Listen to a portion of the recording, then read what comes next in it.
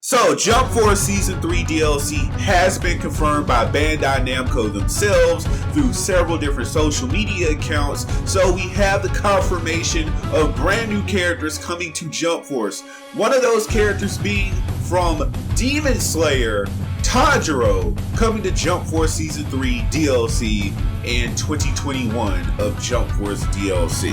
Now, Jump Force needs new franchises, so I see why they would do this.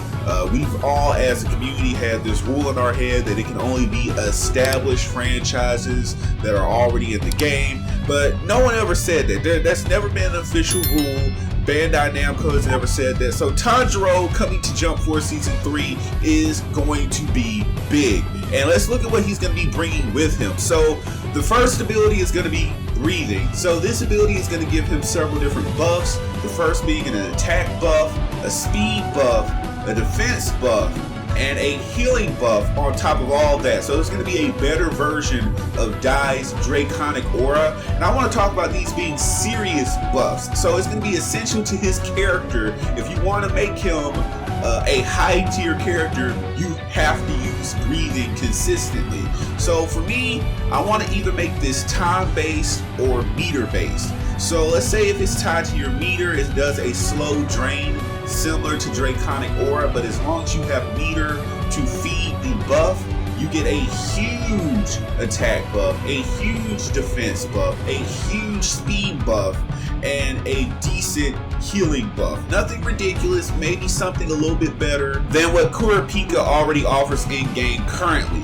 So the next ability we're going to be talking about is his fourth form, Striking Tide. So this ability is where he does like multiple slashes. And I feel like this is going to be a good spacing and zoning tool where he can just jump out at a distance and pin the enemy down. And this is going to make him a dangerous character at all ranges, like close range, mid range. He's going to be able to just jump out with fourth form Striking Tide and get on you just to keep the fight going. Like, you're not going to be able to really predict what he's able to do should he draw this ability. So keep your eyes on this one, because we're going to come back to it, because it's going to take a different form later when he awakens. So his next ability is going to be his seventh form, Piercing Raindrop. And this is going to be pretty much just like Kenshin's move already in Jump Force. You already know all the Kenshin spammers. We already know how they do. So it's going to be the same cutscene ultimate accessible to Tanjiro in Jump Force Season 3 DLC, where he just comes in,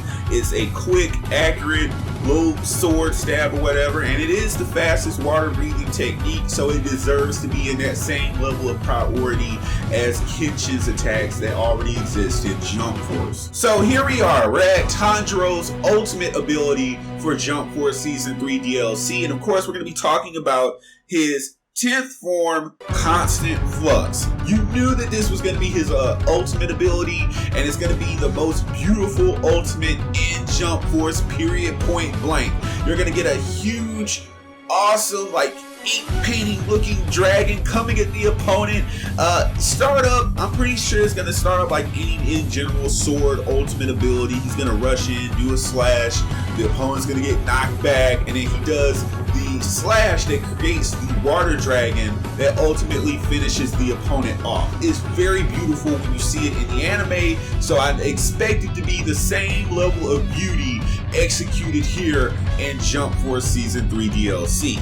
Now, I don't want him to automatically awaken. I wanted him to actually have to awaken regularly. So now we're going to be talking about the awakening for Tanjiro in Jump Force.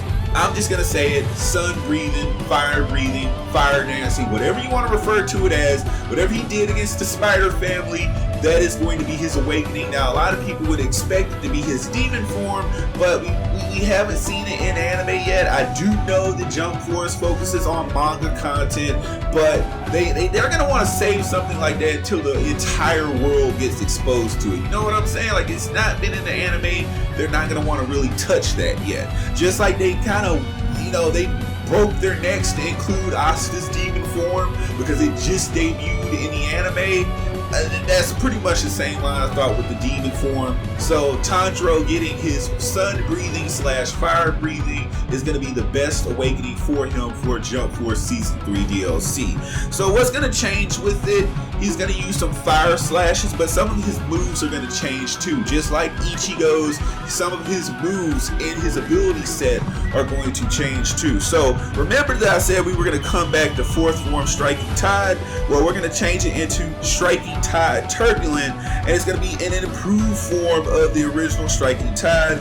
It's going to be where he increases the number of consecutive slashes. So this is where he's going to get really OP, where he's going to feel like a really oppressive character to get against, to go against in a Jump Force rank match. Like, you're just going to hate this character when he goes into his awakening, and he's going to just feel like the most broken OP little bastard ever.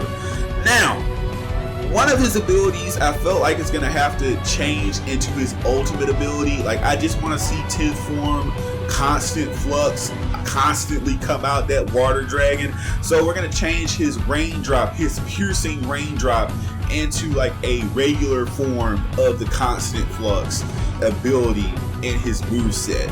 So that's been Tanjiro coming to Jump Force Season 3 DLC. And again, Jump Force Season 3 DLC has been 100% confirmed by Bandai Namco. You can go check out their social media.